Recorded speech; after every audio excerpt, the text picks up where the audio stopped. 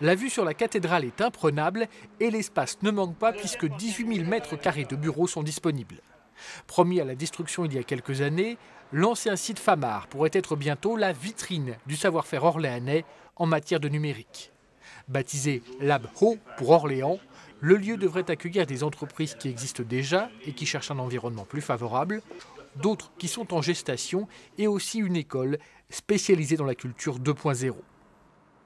L'idée serait qu'il y ait une sorte de comité de pilotage qui est assuré essentiellement par des partenaires privés, des tout petits, des moyens, des plus gros, et puis la ville ou l'agglomération qui, elle, assure qu'il y a une certaine neutralité à l'intérieur du site, c'est-à-dire que le site doit être bienveillant à l'égard des entreprises. Il ne doit pas y en avoir une qui se fasse manger par une autre ou qu'il y ait des problèmes de concurrence qui s'établissent.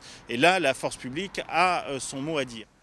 10 millions d'euros de travaux vont être investis par l'agglo d'Orléans pour rendre ces grandes plateformes agréables et fonctionnelles, somme à laquelle s'ajoutent 8 millions pour racheter le bâtiment à la ville qui est actuellement propriétaire. De l'investissement public au service du développement de l'emploi privé.